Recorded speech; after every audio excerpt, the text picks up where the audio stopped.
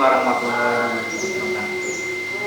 Perkenalkan semua, saya Zaki Alfian dari kelas 4 PNI.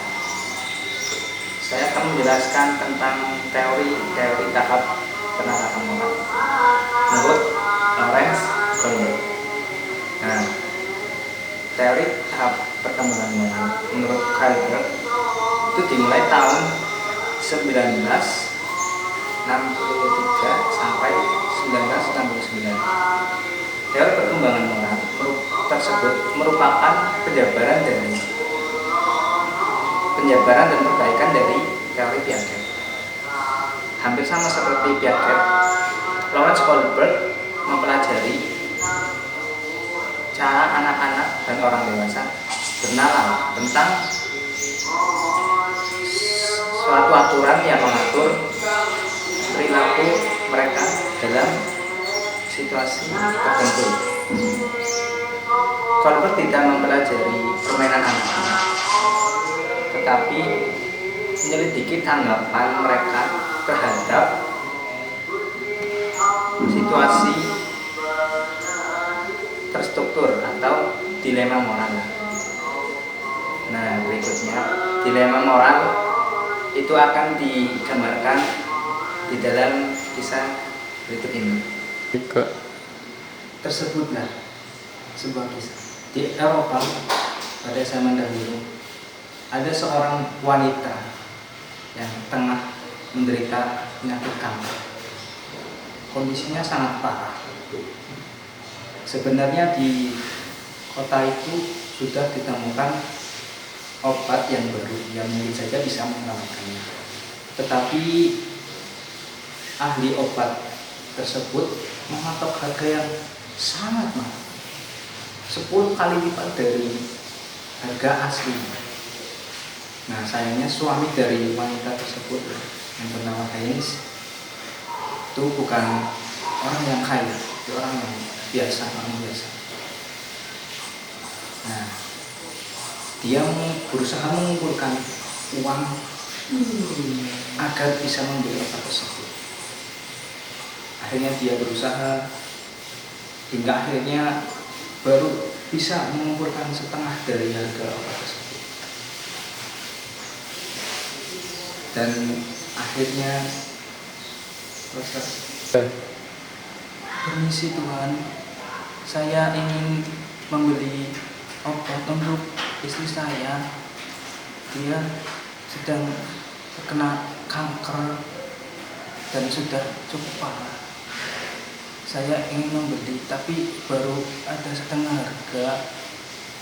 Tolong Tuhan, berilah hamba keringanan. Kalau tidak setengah harga ya saya akan membayar kemudian. Bagaimana Tuhan? Tidak bisa, aku tidak menerimanya. Saya menjual ini susah, saya membuat ini susah payah, dan saya hanya akan memberikannya pada orang yang bisa membeli dengan harga yang pas. Kalau kamu tidak bisa membayar dengan uang pas, silahkan pergi dari sini. Saya mohon Tuhan, kasihanilah saya. Istri saya sedang sekarat.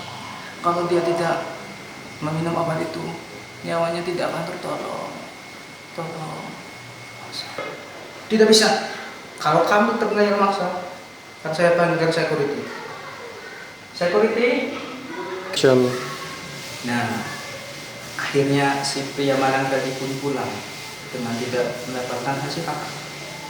Lalu dia pun berpikir keras, bagaimana caranya agar bisa mendapatkan obat untuk menyembuhkan istrinya. Lalu akhirnya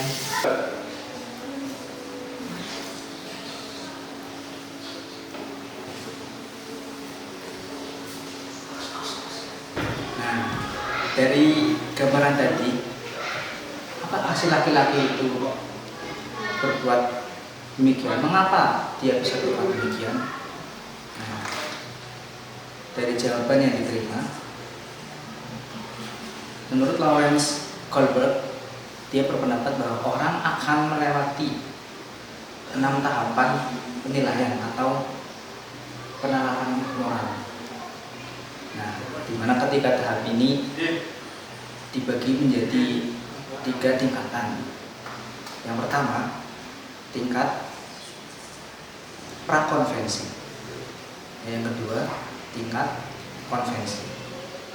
Lalu yang terakhir, tingkat pasca konvensi. Ketiga-tiganya ini dibedakan oleh cara anak dan orang dewasa, oleh cara anak dan orang dewasa dalam mendefinisikan apa yang mereka pahami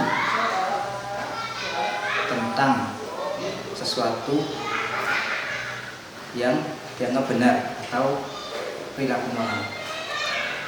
Hampir sama seperti Piaget, Kohlberg tidak tertarik dengan jawaban anak tersebut, melainkan penalaran di baliknya atau pemikiran di balik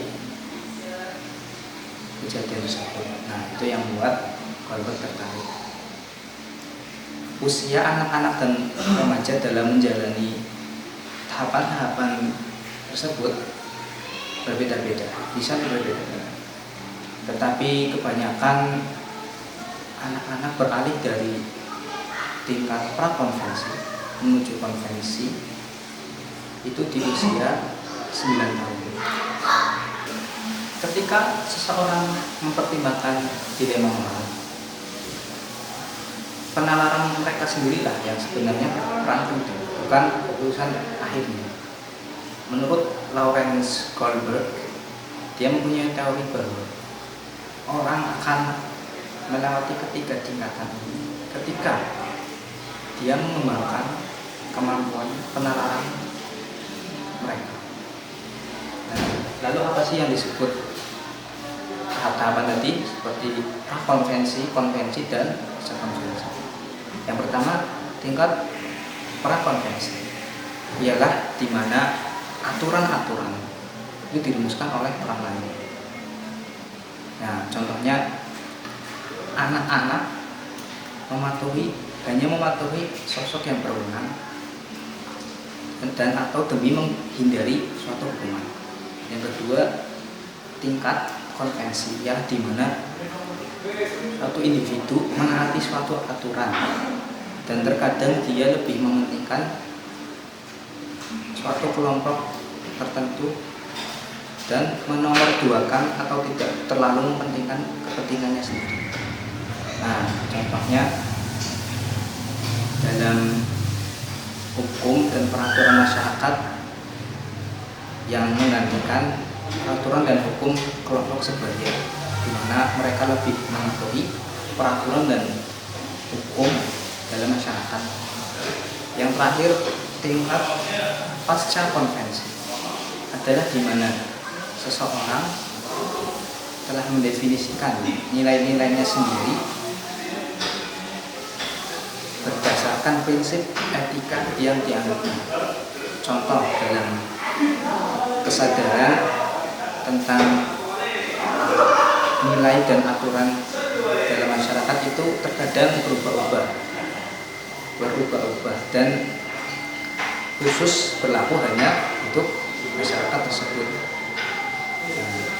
Dari semua tahap tadi, menurut Lawrence Kohlberg terdapat suatu kelemahan, yaitu kebanyakan hanya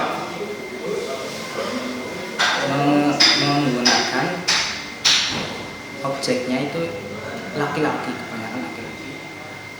Padahal ada suatu riset yang menunjukkan bahwa teori perkembangan anak-anak perempuan itu mempunyai pola yang berbeda dengan apa yang dikeluarkan oleh Lawrence Kohlberg. Nah, demikian kurang lebihnya, mohon maaf. Terima kasih dari saya. Assalamualaikum warahmatullahi wabarakatuh.